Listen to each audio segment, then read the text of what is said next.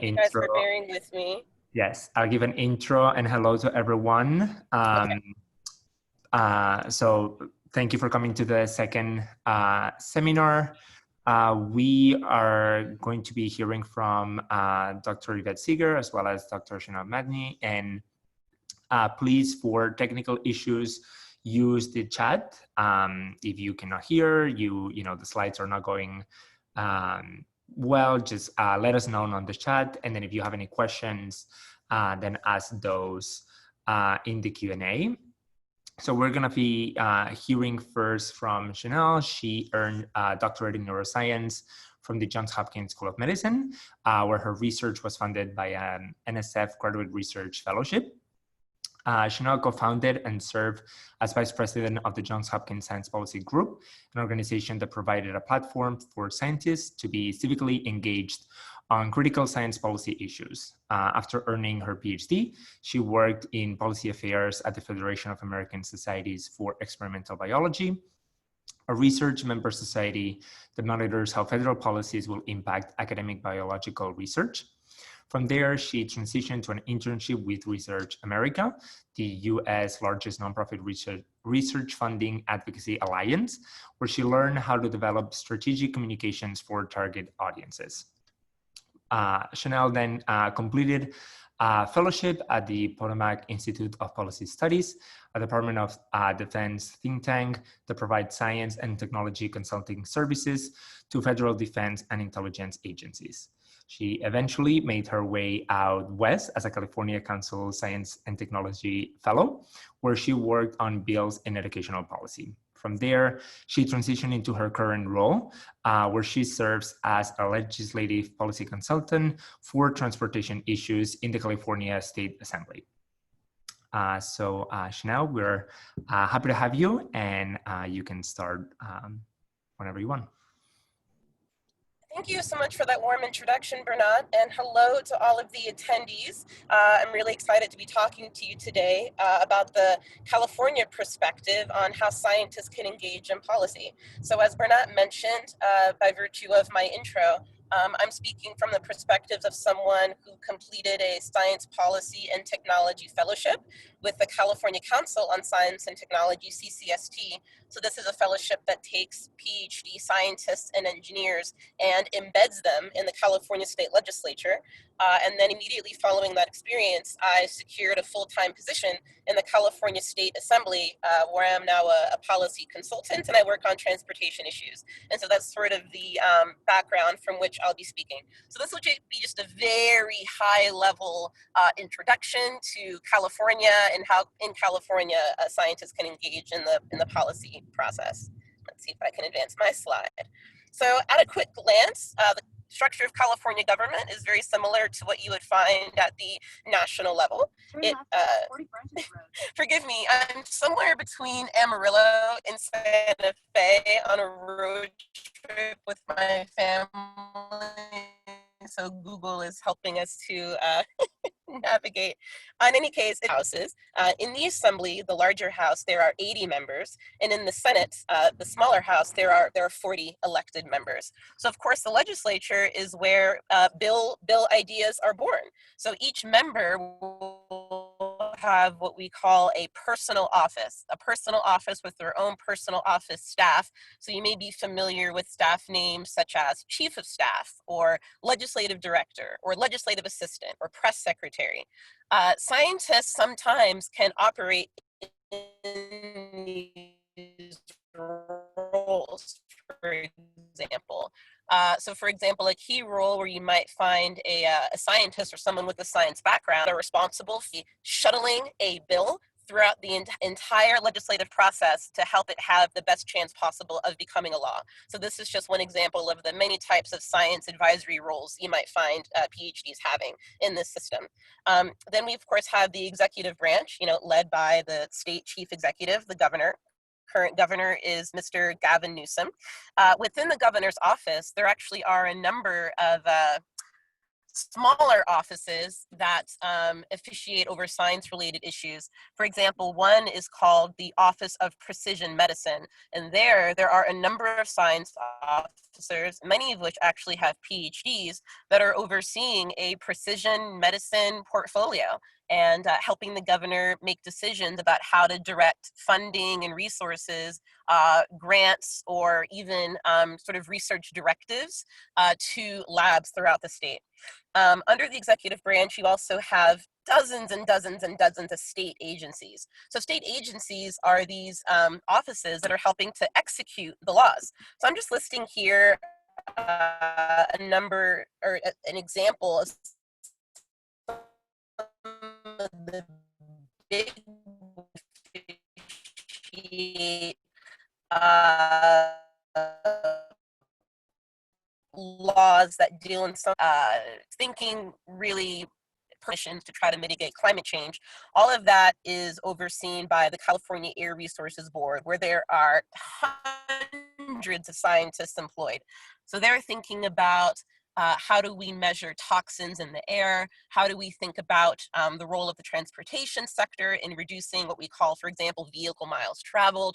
What regulations are needed to reduce the number of dangerous particulates that are being emitted by certain industries? For example, here we have the Governor's Office of Emergency Services. So these are folks that are thinking about how do we respond quickly and efficiently in cases of natural disaster. So for example, right now with wildfires raging all across the state, you have scientists who know about forestry, land management, how to detect and get rid of pollutants that eke into our natural landscape when a neighborhood has been burned down.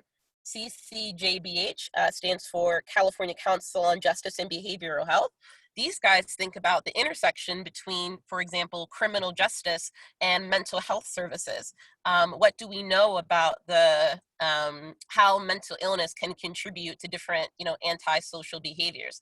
What appropriate medical treatments, need to be available for folks that are currently incarcerated? And so you can just, just see from this smattering that in particular in the executive branch, when you're talking about how are we going to organize and execute programs that are based pretty heavily on science policy, you'll find a ton of scientists there.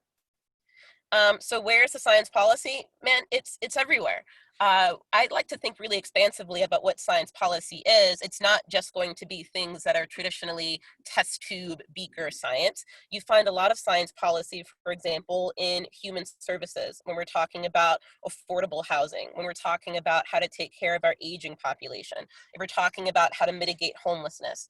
It's a highly interdisciplinary and cross-cutting, collaborative sector. So within all of these different sort of sub policy areas, you're going to find researchers. Perhaps they might not have a PhD per se, but very often you'll find people that have masters, masters in education policy, a master's in public health, a master's degree in health and human services that are helping to structure how these programs are run. They're also helping to advise legislative members on how to design laws to fix ongoing problems. And so it's a wide swath of issues.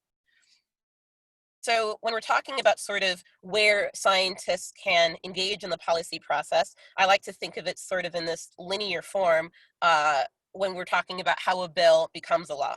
So this is a highly simplified flow chart, but it's just to sort of give you a sense, right? So in a bicameral legislature, in the Assembly or in the Senate, when a bill first becomes an idea, you're proposing it to either an assembly member, someone who is a member of the Assembly House, or someone who is a senator, a member of the Senate House, right? Once it goes through a whole bunch of deliberative processes in that first house, you have to repeat it all over again in the second house, right? To make sure that there's consensus. So this entire flow chart I'm showing you, it's done twice before it goes to the governor for final signing. So with that in mind, let's say we're starting at the very beginning. I don't know if you guys can see my pointer or not, but at the top where it says concerned citizen group organization, scientists can engage in the legislative process at its very beginning by proposing an idea to a member. This idea may often come out of policy research. So for example, a group of scientists doing research on, water quality in the Sacramento Delta may talk about how a particular mercury-based pollutant is harming a, special population of salmon in that area and the impact it's having on agriculture or on fishing or, or what have you. They may bring a bill idea for how to mitigate this environmental concern to an elected member. Hey, this is a problem and we have some solutions for how to fix it, right? That's one way that you can engage. Another way that you can engage is if there is a bill that's already been sort of birthed into existence and you want to throw your whole weight of support behind it. We call that sponsoring a bill. Groups that sponsor a bill are typically like a lobby or an advocacy organization. You guys might be familiar with groups like the Union of Concerned Scientists, for example. They may sponsor a bill, which means that they're going to be its biggest cheerleader. They're going to throw the weight of their staff resources, positive media coverage, and also providing sort of a liaison between that elected member and science, so that as the bill is sort of chugging along the process, they're there as sort of a ready connection between folks that may need to give advising on how the bill might morph, right? So after a bill is born, it goes through a pretty long and winding adjudication process. Bills often undergo a number of amendments on their way to the governor's desk. This amendment process happens in what we call a policy committee. This is where I work. I work in a policy committee. It happens to be for transportation. So any transportation bill that is born is assigned to our policy committee. As a consultant in that policy committee, we look at every single bill and we analyze it. Now, I don't have a PhD in transportation, I have a PhD in neuro. So how am I as the consultant going to analyze a transportation bill? I talk to the scientists. This is another place where science is pretty heavily engaged, is in this policy committee process. In a policy committee, this is where we're trying to iron out all of the wrinkles to make this bill as good a bill as it can be. So for example, in my role in transportation, California has a number of policy research institutes that focus on transportation issues. One is called the Institute of Transportation Studies. One is called the Mineta. There are several, one is called the Public Policy Institute of California. So I will literally pick up the phone and go through my digital, Rolodex and call up folks who know about helmet, bicycle helmet safety, people who know about street design for best pedestrian, crosswalk safety. I'll call up people who know about gas tax. I'll call up people who know about equity when it comes to how we price mass transit tickets, bus and rail. So at this particular juncture, scientists come and they'll advise committee consultants as to how to understand the bill. And so I take that input and I'll put it into my analysis. But they're also lobbying the members of that committee who have to vote on that bill for it to move on to the next step. What I mean by lobby the members is going to the members of that committee one by one and saying, hey, this bill is a great idea. I think you should vote for it. And you can see me as a trusted source because, I have an academic background in this area. This is another touch point where you're convincing the elected officials to go ahead and move the bill forward, right? So that's in a committee hearing context. Let's say it gets out of committee, it's had some amendments, it's been analyzed by a consultant, someone in my role. Well, then it has to go to what we call the floor. The floor of the Senate or the floor of the Assembly is where all of the members of that body, either all 40 or all 80, vote on that bill. So again, this is another opportunity where scientists do the same thing they did in the smaller committee format, but this time to the entire floor format. They may lobby the members. And I know that lobby sometimes has a negative connotation. All it means is that they're using the strength of their personal connections, contacts, and, sort of the weight of their background to say, I have vetted and trusted information on this issue. I believe in this issue and I think you should vote for it and here's why. And so that's a very, very busy time where all sorts of offices are getting input from all sorts of sectors on how to vote for a bill. So let's say it goes through all these committees and it goes to both floors, the Assembly floor and the Senate floor, then it's on its way to the governor. And again, scientists are writing in letters, dear Governor Gavin Newsom, please sign this bill AB, 1, because it's going to help further clean air in California. So basically, every time a bill passes hands or is changed in any way, that's another opportunity for scientists to be engaged. So where scientists are embedded, in addition to this legislative policy process that I told you, which is sort of the first three: policy committees, the governor's office, and state agencies that are executing these laws, we also have a number of government-funded science policy research institutes. So it's not in government, but they take government money. In fact, sometimes the government money is restricted to only fund, let's say, transportation policy, or to research, or to only fund education policy research. Government plays an important role in science information coming back to itself by having these dedicated pots of grant funding that will then be used to support like the latest and greatest cutting edge research that can be very, very California specific. In fact, it happens often that a bill will be passed to commission a study, and that study will be done by researchers, and often it'll say, we want the study to be done in 1 year or 2 years, submit the report directly back to the legislature, and we plan on using that data to inform the next batch of laws. One cool thing that I get to do in my role, for example, is to help outline what research objectives will go into these reports, for example. Certainly, you guys are familiar with science policy advocacy organizations. Like I mentioned, the Union for Concerned Scientists. There are other groups like engineers and scientists acting locally. I'm affiliated with the National Science Policy Network. So these are examples of groups where early career researchers, like many of you may be, for example, can learn how to engage in the policy process as an advocacy group. And then a lot of for-profit lobbying firms, if you're thinking, big, trying to think of some examples, oil and pharma and automotive manufacturers, dentistry, the California Medical Board Association, California Nurses Association, California Housing Association. Pretty much any major trade in California has a for-profit lobbying sector, and often those lobbying groups will hire scientists to advocate on their behalf for relevant bills. So science is all over this landscape, which is, I think, really gratifying, and there's so many opportunities to sort of plug in. Okay, so that's the end of my time. Here's where you can connect with me. I currently serve as the Mentorship and Professional Development Coordinator at the National Science Policy Network. So if you want to know more about Science Policy Fellowship, if you're sort of contemplating science policy as a career, please connect with me. I'm also active on Twitter and on LinkedIn. So I look forward to hearing some of your questions about how Californians can engage in policy, how scientists in California can engage in policy. So thank you, Bernat, for inviting me to speak. I really enjoyed the opportunity. Thank you, Chanel. That was a great overview.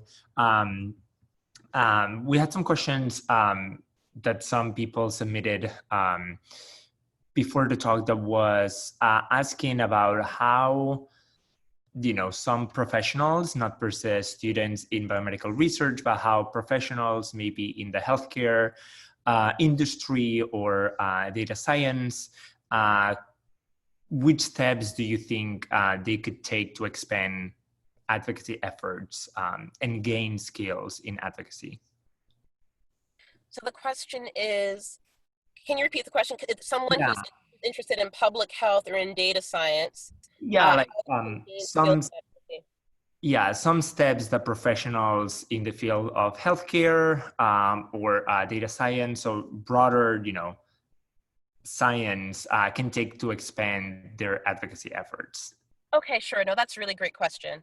It helps to be part, for example, of a member organization that probably already does some policy advocacy or policy research on behalf of the institution or organization that you're in. So for example, with Yvette, who's going to speak next on behalf of FASEB, FASEB sort of represents the policy interests of experimental biologists and academic institutions, right? So if you were a data scientist, there may be a, quote, FASEB for your sector. So for example, if someone is a neuroscientist, Society for Neuroscience would be a place where advocacy or policy issues relevant to your field would be, be discussed. So the first thing would be find out what policy organization or research member organization may represent that issue, or it may be a for-profit, lobbying group.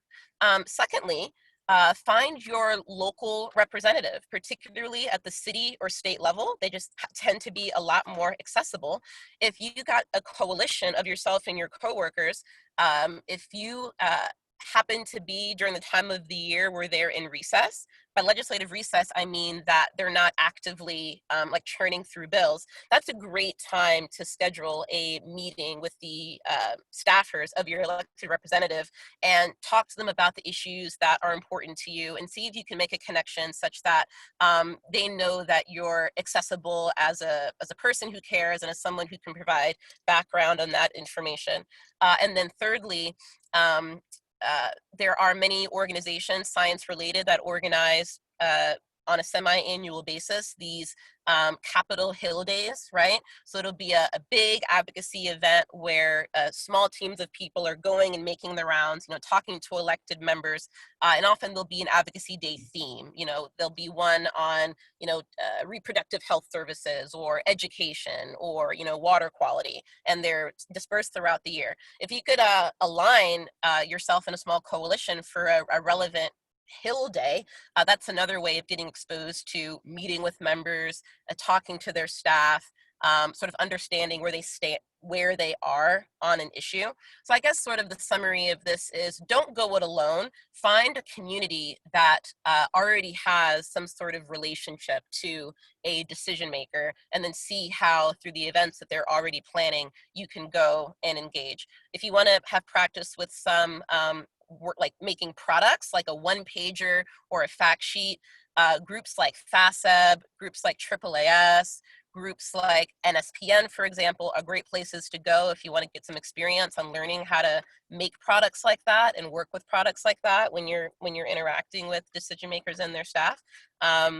So there's definitely a lot of different options depending on time, if you can travel, and what time of the year that it is. Awesome. Yeah, thank you for your response. It was very comprehensive. We'll continue with the Q&A after we're done with presentations. So next we have Dr. Yvette Seeger. She is the Deputy Director of the Office of Public Affairs and Director of Science Policy for the Federation of American Societies for Experimental Biology, a coalition of 29 scientific societies collectively representing over 130,000 individual biological and biomedical researchers. In these roles, she contributes to the overall strategic vision for the Office of Public Affairs, specifically guiding the efforts of FASEB Science Policy Committee and the work of its topical working groups. Dr. Seeger launched her policy career at the National Academies as a Christine Merzine Science and Technology Policy Fellow, where she worked on a report examining processes for identifying and appointing scientists to key federal advisory positions. After leaving the academies, she held a senior position at the research advocacy group Faster Cures, the National Institutes of Health, and Thomson Reuters before joining FASEB in 2013. She holds a PhD in genetics from Stony Brook University and received a BA in zoology with a concentration in genetics and politics and government from Ohio Wesleyan University. Thank you, Bernard. I just want to make sure my screen sharing is looking correct. Perfect. Thank you. Well, thank you for the opportunity to speak today. Always a pleasure. And I have a few threads that Chanel left for me that I hope to pick up. But as opposed to focusing on a state-based government, I thought I would take a few steps back and just talk about the role of science, and I put in parentheses policy, science or science policy, in the US government.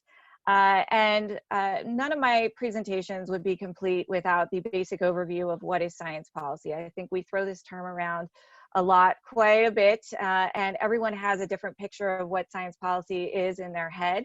But when I speak about science policy, we are thinking about it in two categories: science for policy or policy for science. Any of you who have ever been amongst a bunch of DC policy people are probably sick of hearing that distinction. But science for policy is using science to develop and drive policy decisions. A classic example is the Clean Air Act regulations, or any time that you're using scientific information to guide decision making, be it immunization standards or even labeling of food products. Policy for science is something that, if you are working in the lab, touches you every day. So these are the government laws, regulations, and policies that affect how scientists and the research and development enterprise do their work. So, you know, the limitations on the use of certain research materials, even the specific funding mechanisms that are offered by the National Institutes of Health or National Science Foundation, those are all a result of policy making. So whenever we're talking about science for policy, I'm thinking about, is this using science to drive policy, or is this policy guiding the efforts of science? Full disclosure, in my role at FASEB, we focus primarily on the policy for science aspect. Chanel mentioned this a little bit from the perspective of the California government, but going to the federal level, thinking about who leads policy discussions. And my response is always, who doesn't? And you can see my bulleted list. You have the elected officials in the executive and legislative branches. I added a new bullet for this presentation in terms of appointed officials or advisors. The research agencies, such as the National Institutes of Health or National Science Foundation.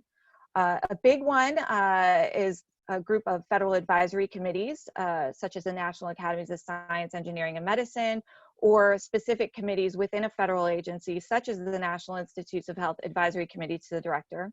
Stakeholder organizations, such as one that I currently work for, FASEB, patient groups, institutions. So there are several institutional organizations, AAU, APLU, as well as industry groups such as pharma and bio. And then individuals can also play a key role in policy discussions, including scientists and members of the public. So you are surrounded by policy, whether you like it or not, or knew that you were part of it. If you're interested in learning more about specific roles for scientists in the government, when my slides are shared, I hyperlink. I'm known for this. And I purposely put this here because it is an election year. There is something that comes out every 4 years called the Plum Book. And these are all of your policy and supporting positions. It's called the Plum Book because, as you can see, when it is published, the cover is purple. And at the end of every 4 years of government, all the key policy positions are listed, and this is where you can find out if this is a role that is appointed by the president, who is currently holding the position at an end of an administration, or whether or not it's vacant. So, you know, if you're having a case of insomnia, I highly recommend the Plum Book. It is a good read. How do policy discussions start? And again, Chanel touched on some of this in looking through the legislative process in the state of California. But again, where doesn't it start? A lot of times you will get policy discussions starting within the research community. It's something that it's like, hey, why do we have this rule or regulation?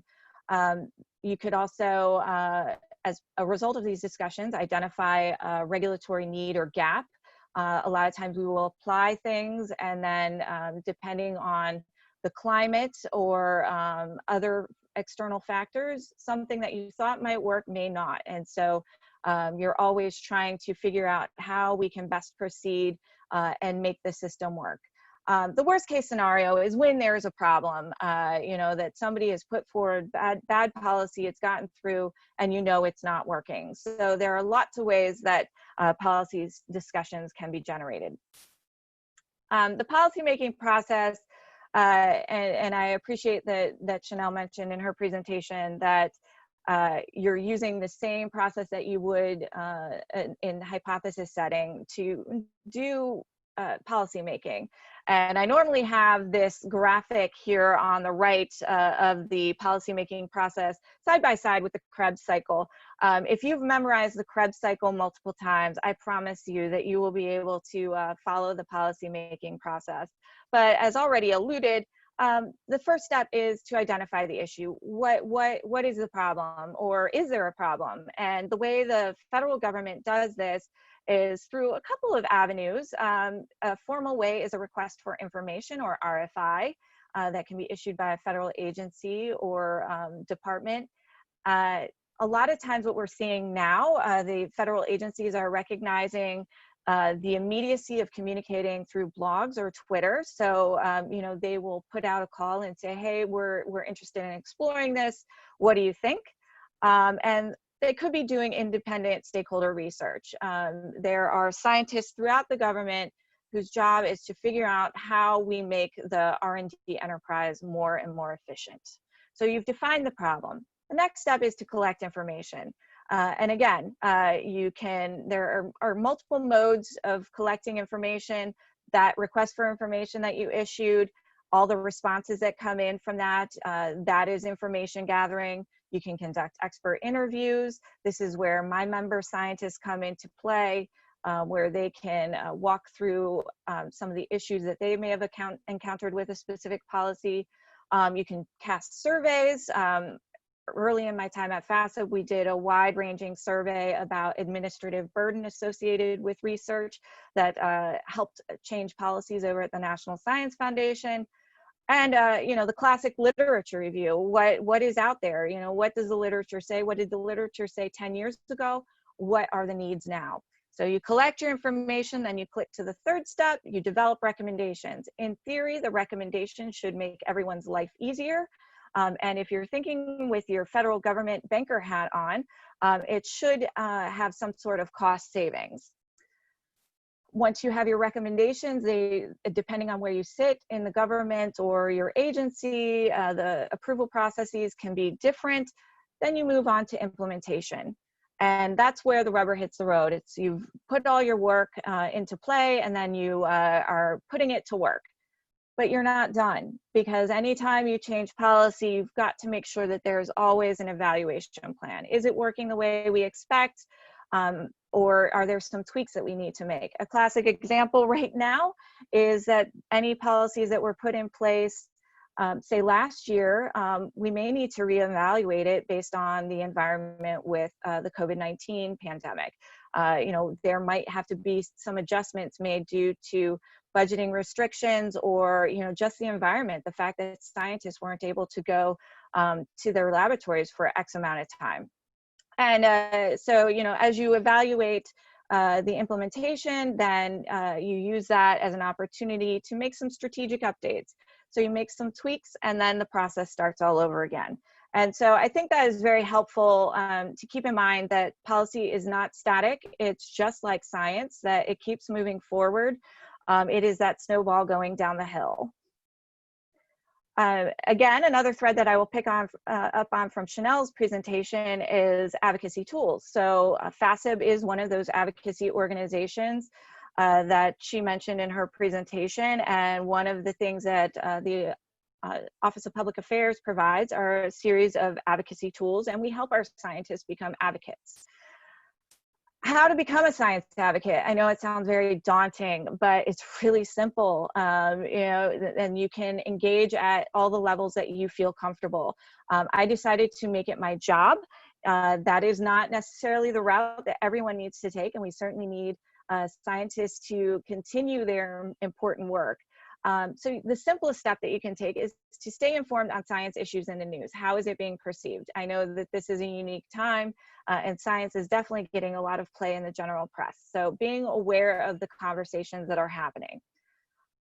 If you really are excited about explaining your research and highlighting why it's important to have federal funding to support your research, I would encourage you to engage regularly with your members of Congress. Capitol Hill Days are a great way to have that initial meeting, but I want to make sure that you see this point of regularly. One and done engagement is a nice meeting, but you want to build a relationship. You're building your network. You have a scientific network. You also want to have an advocacy network. A third step that you can take is to participate in public outreach events and discussions. Don't be afraid to say that you're a scientist. You don't have to argue with people, but you want to highlight how awesome science is. And if you are at a research university, you are recognized as part of an economic driver for your area. So it is important for the community to see scientists out and about and hear about what's going on at that institution. Or you can also contribute articles or letters to local newspapers and or your institution or society newsletters, communicating out about your experiences being an advocate or just talking about your science. Most small local newspapers no longer have designated science writers, and so newspapers are always looking for resources to help in these areas, as well as writing op-eds. When we go back to in-person scientific conferences, a great opportunity to engage in advocacy is associated with a conference, going to local schools, or showing that conference is an economic driver for that location.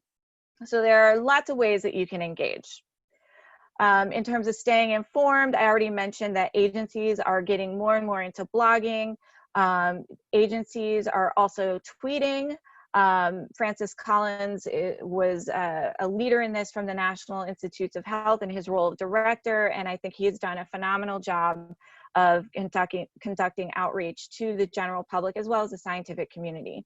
If you want to do a little nerdier reading, the Federal Register is the government's newspaper that I'm pretty sure only me and my staff are the ones who read it. No, everyone reads it, but it's not, it's a government outreach. It's just so that you know what policies are being considered, what regulations are being changed, as well as the National Institutes of Health, the NIH guide. This is where you can find out about funding opportunities and policy changes. There's something comparable in the National Science Foundation. In terms of passive advocacy tools, again, FASIB is an umbrella group for scientific societies, and we collate a lot of information, but you should check your individual scientific society to see. I'm sure they have similar advocacy tools, but each year we put out annual federal funding recommendations. So at the beginning of the year, as we were preparing for the appropriations process for fiscal year 2021, we developed our recommendations. We have case studies about how federal funding enhanced research and human health, and we are always tracking federal appropriations. This time point is important because we are creeping up upon the October 1 start of the fiscal year 2021. We also have fact sheets, scientists aren't the only people who are impressed by data. Providing information about how federal funding and science impacts an elected official's district is really important, and they love seeing this type of information. So FASIB has a series of state-level fact sheets. We have one specific for the National Institutes of Health, one for the National Science Foundation, and then we have a bird's eye view of federal funding for science agencies at the state level. We advocate for 5 different federal agencies, and so you can see 4 of them listed here. These are a series of state sheets for Maryland. We also have district level fact sheets, again, that drill down of showing how the federal funding impacted a specific district. So this is Maryland's 8th district, which is the home of the National Institutes of Health. But you can see here on the fact sheet where we have pulled out the data for institutions located within the 8th district to show the funding impact of federal funding impact within that specific district, because funding translates into individuals who are being trained for science and other jobs that are research associated. So this is an economic driver for sure. Other tools to stay engaged, we have a biweekly newsletter, the Washington Update. where me and my colleagues, we report on federal advisory committees, such as mentioned at the beginning, as well as action on the Hill, so we can distill it for you. If you would like to respond to specific e-action alerts, so these are calls for you to connect with your congressperson. You can sign up for those as we approach the end of the fiscal year 2020. There's more and more concern that we don't have a budget for starting for October 1, so we are more heavily engaged in e-action alerts.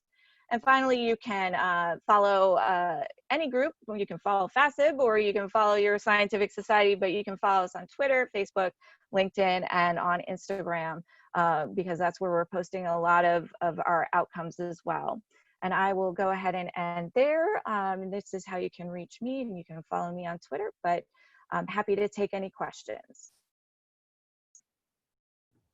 Thank you, Yvette. That was great, and I really liked how you also provided a lot of tools for our participants so they can definitely take that home with them. We had a question about how do you think a lot of scientists are still unaware of that kind of direct play between science and government? And if so, how do we make it so that we increase that awareness that, you know, government plays a big role in science and research? That's a great question. And I don't think that I think the awareness is much better now. I think it took the dramatically bleak times of the early 2000s, late 2000s, for people to understand the connection between the federal government and that you should pay attention to what's happening in Washington. But I still think that there is a lack of understanding on the interplay, and that is why I, as you know personally, I can go for hours talking about the role of federal advisory committees and all this, but understanding, instead of feeling like I don't know who to talk to, or my representative, I know he doesn't support science, instead of being frustrated, trying to channel that. And there are outlets, even if you feel like you're in a conservative district, or that your voice isn't being heard, that there are ways that you can still get your voice being heard. It's not just through your elected official, even though that's a very important route. I think one of the important things, going back to the Plum book that I showed, is that in terms of scientists who are appointed to high roles in the government, it's a very small number. So the administration has its impact on scientific leaders, but within the agencies, there are these full-time federal employees who are nonpartisan, who are doing a ton of great work and have been working their tails off during COVID-19 to make sure that you're getting your funding on time, that science isn't being slowed down, or recognizing the slowdowns as a result of institutional closures. So, you know, I think it is just, it's hard to pick yourself as a small scientist in this big, crazy world that doesn't speak the same language as science, but you have a role. Yeah, and I think, at least personally, I know some people are not very comfortable maybe with that advocacy work, but I do think that, like, you know, with a little bit of practice, I think we all get more comfortable, and actually, you know, on the other side, there's actually people that want to hear what we have to say. So I think, yeah, it's definitely hard to put yourself out there. It is a different world, but you need to put yourself out there. And actually, that was the beacon for me, is that I realized as I was giving lab tours as a grad student that I was more excited talking about the potential of science as opposed to doing the science myself. And, you know, I come from a family of non-scientists, and so I was always explaining, why was my PhD getting paid for through federal funds? You know, why was it taking so long? And you know, that was a comfort zone for me. But the first step is to just talk about it. And that's why writing an op-ed or writing articles about the impact of federal funding on your lab, or if your funding ran out, or communicating in that mode instead of going to Capitol Hill, which is very intimidating and can sometimes be frustrating, because you never quite know where your meeting is going to take place, and right now they're all on Zoom. I think step one is to engage at whatever level that you're comfortable with, and if everyone on the webinar can promise me that they would at least try to engage, if it's just reading and following Dr. Collins on Twitter, or following your agency of choice on Twitter, then so be it. That is step one. Yeah, I think there's a lot of easy ways to get yourself introduced that can, just being aware of what's going on, maybe then leads you to take action. So another question, and a few people asked this, and I think Chanel kind of touched a little bit on that, but to what degree do you both believe that an advocate should be familiar with the science behind the issue? And maybe as a scientist, how do you then advocate for maybe causes that you're not personally researching or working? So I think, how do you balance being a person that can talk on the issue while not actually working on it? I'll actually pass to Chanel first. Yeah, I was like, you do it right now. I've been doing it. So I like to sort of joke that I'm a neuroscientist gone rogue. I did my undergrad in neuroscience, I did my grad degree in neuroscience, and then all the policy work I've done has expressly had nothing to do with the brain. So I've done some national security policy, some education policy, some transportation policy now. And so it's like, isn't that a bit overwhelming? Or researchers are really good at, though, is quickly surveying a lot of dense technical information, and then being able to have the, what's the word I'm trying to think of? Have the right, knowing how to pull down, sort of what's relevant out of that after you survey sort of a broad landscape, and then knowing how to communicate what's relevant in plain, accessible language, to a decision maker, right? And so while I may not be an expert in, for example, transportation, I'm an expert in knowing how to very quickly figure out what are the important questions, what conversations are being had, where are the stress points, what are some big and how can I access people who are on the front line. So researchers, I think, are very well suited to be advocates for policy. Number one, everyone loves data. Facts and statistics are really, really powerful tools for making an argument. Every member, every advocate, every lobbyist is always throwing statistics around. However, as a scientist, you know how to leverage that research responsibly.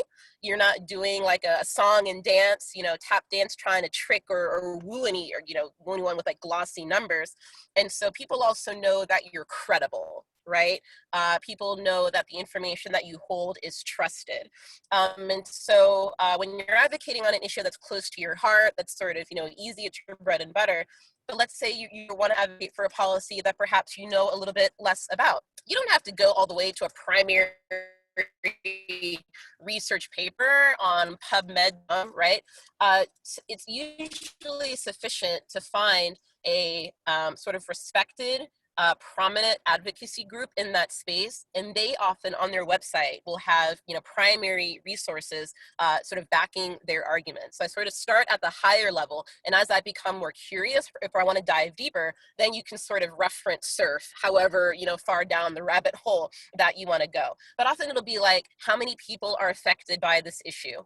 What are sort of the geographic statistics behind this issue? What regions are affected? Which particular populations may be disproportionately impacted? Typically, you'll think about communities of color, you'll think about low-income communities, you might be thinking about communities that have lower educational attainment. How might this policy be differentially impacting them? What will it cost to fix the problem?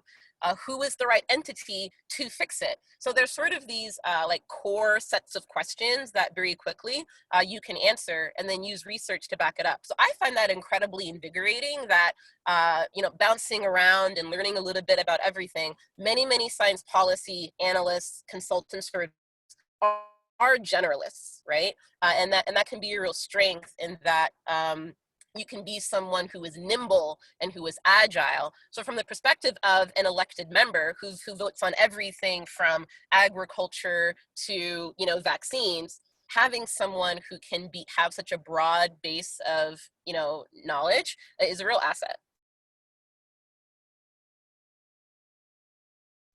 The only thing I would add is I see my role as always describing the scientific process, because I know one of the things that I've been hearing lately is just the frustration of like, how don't you know? And like, and just saying, you know, you can have a preliminary research, explaining clinical trials, you know, why it's so important that we need to have randomized clinical trials, you know, to understand, like, you don't want to skip any step when you're testing a vaccine. And so that's kind of where I have been pivoting more, is just letting people ask their questions, and just saying, you know, there's this level of uncertainty with science, but scientists communicate regularly on these specific topics. And, you know, just because something was issued by a press release doesn't mean it's necessarily the gospel of that field. And, you know, it's, again, going back to that wheel, there, science is self-correcting, and that's also as much as policy does it, that sometimes you're going to say, at the time we didn't know that we should have masks, so policy reflected that. As our understanding of the science changed, we need to change our policy. And so I think there's just a general lack of patience, and so I'm always trying to say, wait, trust the process, but also explaining the process. Don't just trust me outright because I'm a scientist, but that you need to explain that it's as frustrating for scientists as it is for policymakers who just want to get things going again. Yeah, and that brings me to another point, which is we've seen, especially now with COVID-19, we've seen that science has been, you know, a little undermined by a lot of top government officials. How do we still highlight the importance of science in government and, you know, playing a role in the policymaking process when within government we're having these kind of also undermining and attacks on science? Again, I go back to one of my last points about the Plum Book, is just how many of the scientists are appointed, are political appointees, and actually Dr. Collins is a holdover from the Obama administration. So that there are fewer opportunities, and that all the federal agencies are still engaging scientists beyond the government, in academic research organizations, in industry. You know, all these perspectives. There are about 1,000 federal advisory committees that seek advice from scientists. And what you're seeing on the front pages, I kind of ignore that. I trust the process, the policymaking process, for sure. And that is hard. But also another strategy is not getting into arguments, you know, and recognizing when you can change people's minds and when you can just provide the information and leave it as like, here you go, here's the information, read it on your own time. There will be some people who won't change their mind, and knowing when to walk away instead of leaving a negative perspective of all scientists for arguing, and that's hard. I mean, we're trained to fight for our research, but you know, sometimes it's like we've got to agree to disagree and just find the next person who will listen and review the data.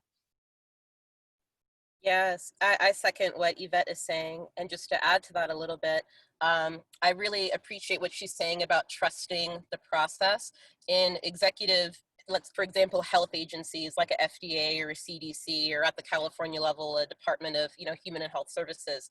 The people in those roles are often dedicated career civil servants who have really just dedicated the entirety of their higher education, if they pursue that, and their lives to truly, safeguarding the credibility and the quality of the output, of that office.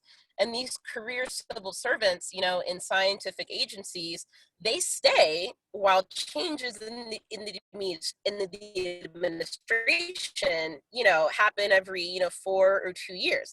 And that's wonderful because they retain that institutional knowledge. They are the subject matter experts, they are the content master of that particular sense of relief, and that there's some permanency to that role, and that they're dedicated to that program or that process being clean, being, very data driven, following process, regardless of who might be at the top of the ticket, right? And so I feel that folks very fiercely guard sort of the integrity of the processes by which agencies, do their work, and there are thousands of them, right? And so just knowing that there's a lot of stability and a lot of commitment to science in those agencies is something that we should really hold on to.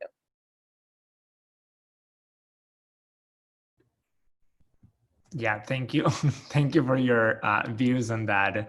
Because, it's obviously, now that it's a very polarized time, I feel like science always is at the middle of these kind of, very politicized times. So a lot of our members and also the participants in this call are, grad students getting their PhD, postdocs. So how, if there's someone that wants to make a transition to a policy position, either in an advocacy group, or maybe, any kind of organization that's specific to their field of study, how marketable is that PhD degree to that policy position? You don't need the PhD, but it certainly helps. It opens a lot of doors, right?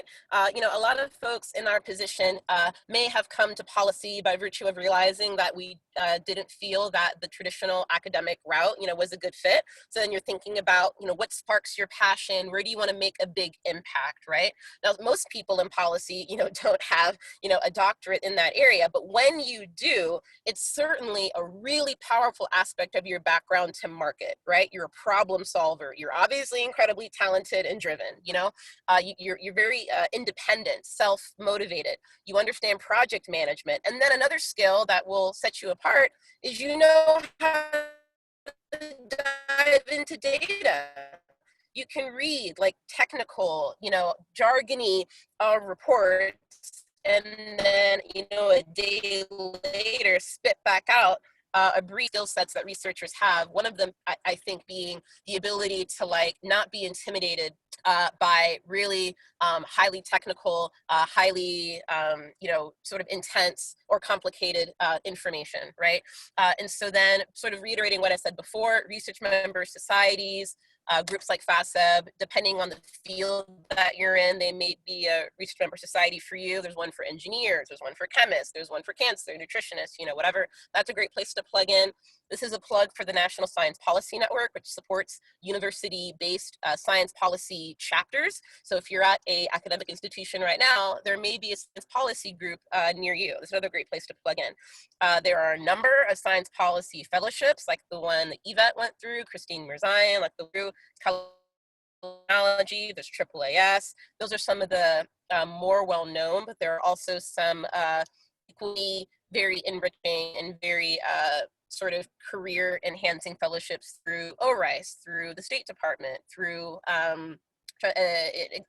agencies, for example. So there are a lot of pathways that are sort of curated almost and expressly designed to take scientists and help them make that cultural transition. If you want to learn more about that, that's something that I do on the daily over at NSPN, and my role as the professional development coordinator. So if folks want to reach out to me via email or DM me on Twitter, I'd be.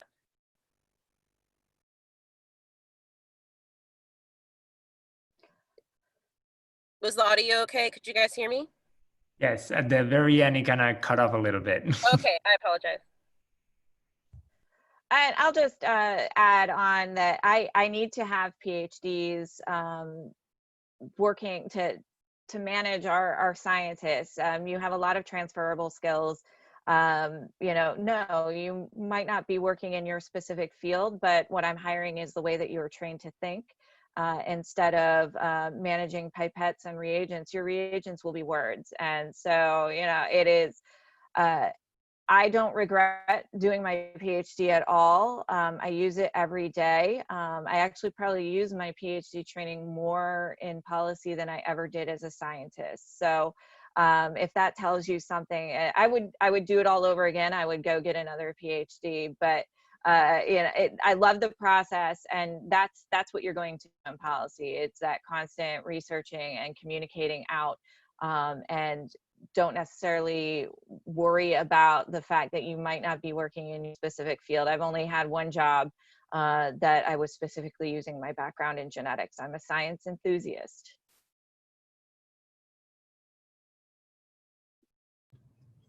Awesome. I don't think we have any more questions, and I think we ended in a good, you know, note to give, you know, the people that are interested in moving to a policy career. You know, you both highlighted a bunch of opportunities and ways that students can really interact and get information. So I want to thank you both so much for being here today. We are going to be sending the slides as well as the recording to the people that attended and those who couldn't make it. So I just want to, again, give you a huge thank you for being here today and talking with us. It's been a pleasure. Thank you for having us. Thank Awesome. you so much for having me, especially with all of the tech issues. I really appreciate the opportunity to speak. Awesome. Thank you so much, and have a great weekend. Bye. Bye, everybody.